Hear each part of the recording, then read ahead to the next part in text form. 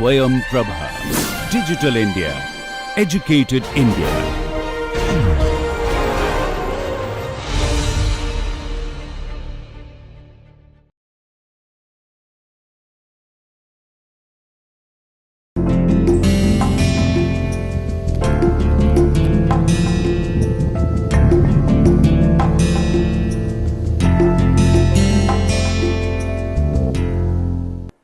Hello again. Welcome to Basics of Noise and its Measurement. I am Nachiketa Tiwari. I am your instructor. And right now we are discussing in this particular MOOC is all the stuff about microphones.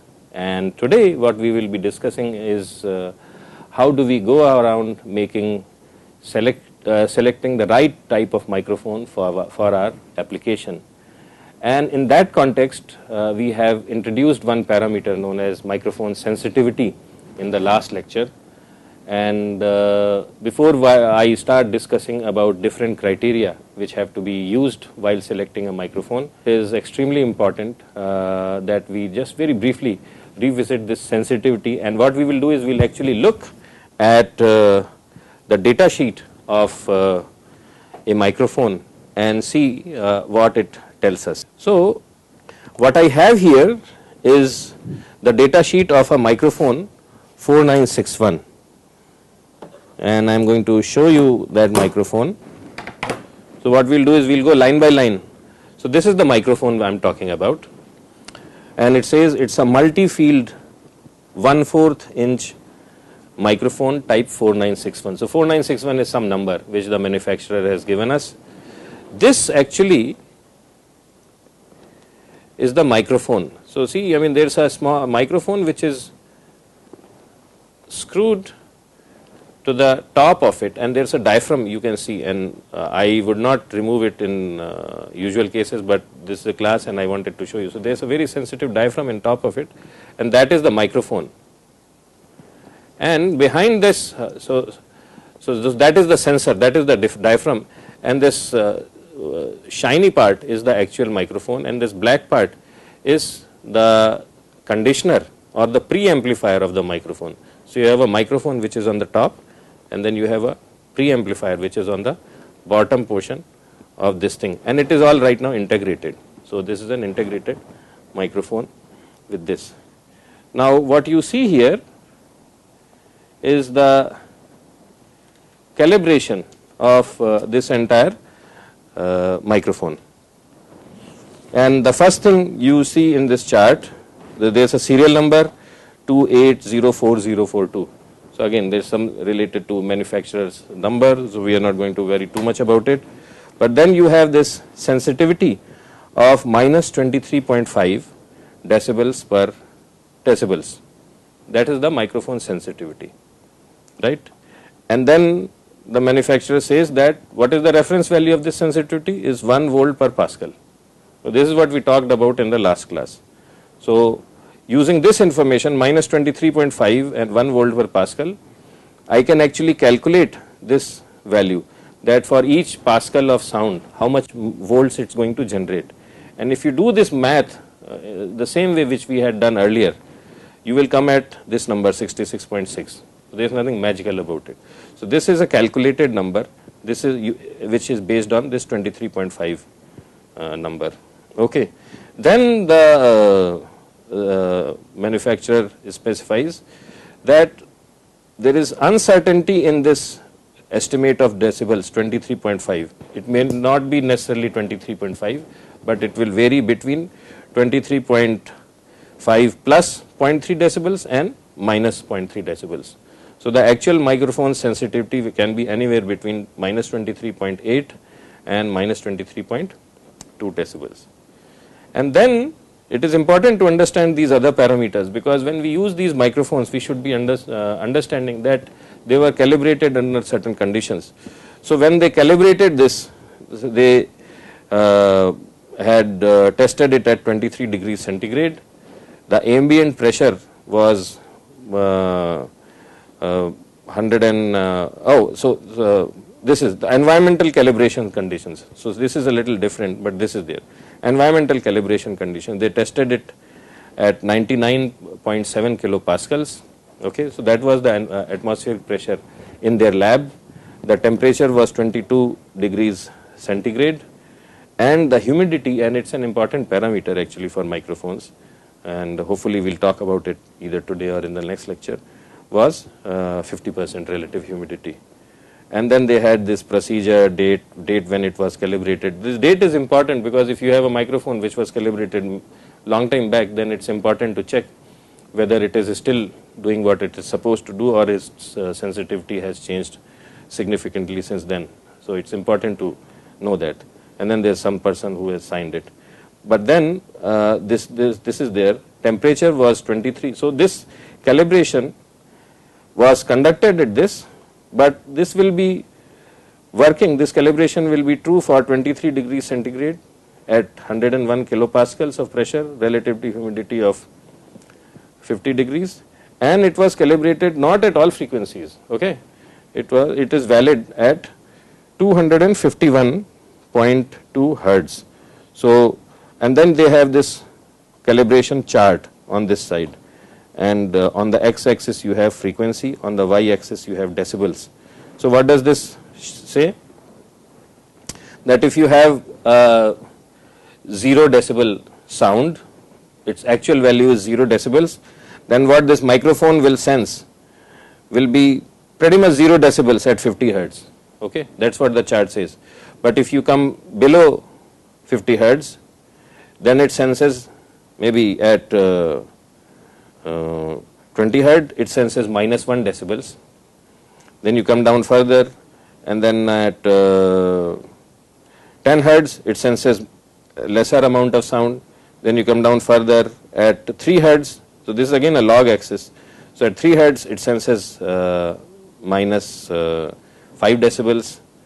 So its sensitivity decays below, roughly below this 40 hertz or so, or below 50 hertz definitely. And then between 50 hertz to 1000, this is 2000, maybe 3000 hertz, its sensitivity is more or less constant. It is more or less constant. And then after that, it starts doing something strange. So what does it say? That the curve looks like this dark line if you have free field response. And so what does free field mean? That there is no reflected sound coming. And if the sound source is that in the 0 degree direction, then the sensitivity curve looks like this. Okay, and sensitivity curve changes by something like 1 decibels, at the most 1 decibels, up to 20 hertz, and then after this it starts decaying very fast. So its response changes between 3 kilohertz and 20 kilohertz in the direction of solid line for 0 degree sound in free field. And then if there is diffuse field, what is diffuse field? That sound is coming from all the directions. Then the response curve is this dotted line. This dotted line is the response curve. So this is what the sensitivity of the microphone will be for these type of frequencies if it is diffuse thing. And then the lower one is the minimum response. Okay, so the actual response will be somewhere between this, and so it is perfectly diffuse, then it will be like this middle line, but in some cases it could be as low as the lowest line possible. So your sound pressure level will be somewhere in this dark green band. That is what this chart means. So I thought this is important to see because these type of charts are available for all microphones, and if you have a microphone and you don't get this chart, then I don't think you can make any meaningful measurements.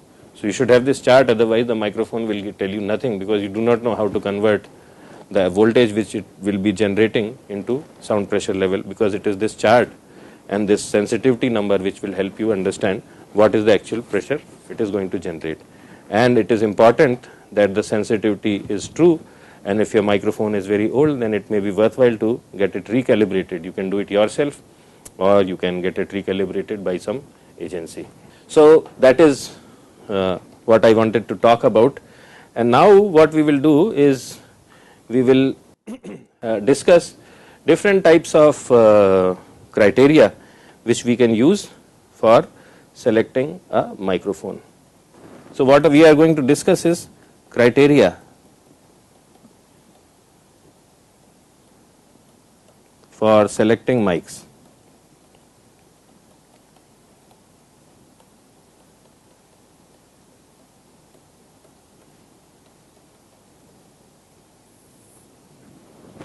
Okay. So we will list some of the important criteria first, and then we'll talk about less important criteria. So first one is sensitivity.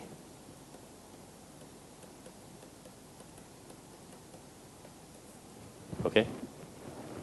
So why is sensitivity important? It's very important because if you have very insensitive mic, then the amount of voltages it will generate for the sound which you will ask it to measure, it will be very less. And if that sound, if that voltage level is very less, then what does that mean? That it may get, there will also be noise in your signal. So your signal to noise ratio will be low, and then you may not be able to clearly understand the nature of your sound. So the higher the sensitivity, the better it is. The second parameter which is extremely important is linearity.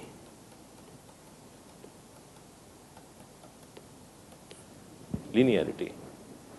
So what does it mean? It means that if my sound pressure level is 1 Pascal and let's say at 1 Pascal my microphone generates 10 millivolts,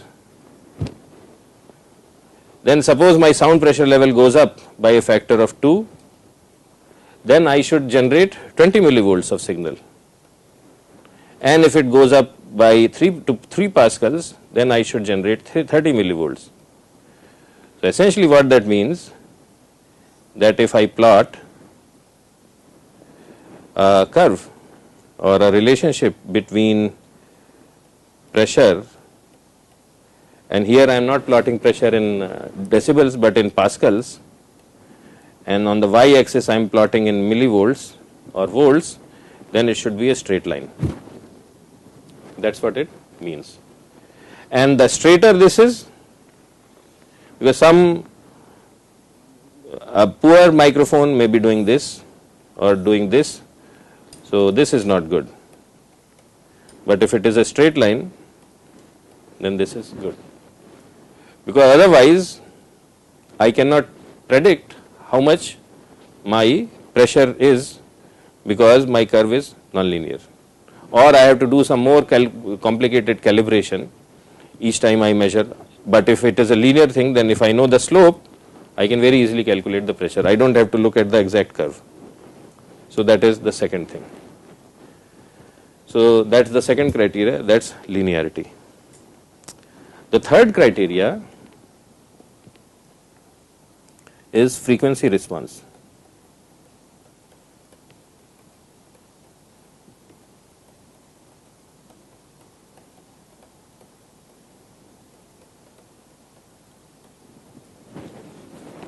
Frequency response.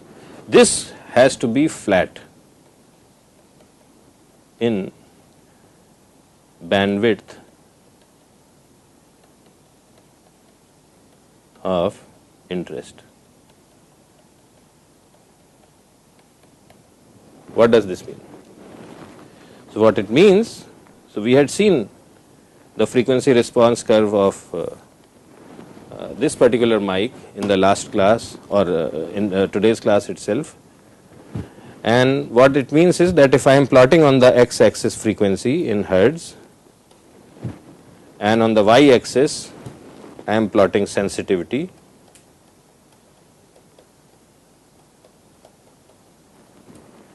then ideally it should be a straight line. And it should not only be a straight line, it should have a slope of 0.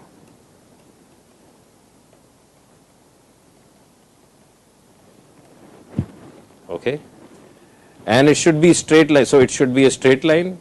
It should be a straight line with a slope of 0, and it should be straight line at least in the bandwidth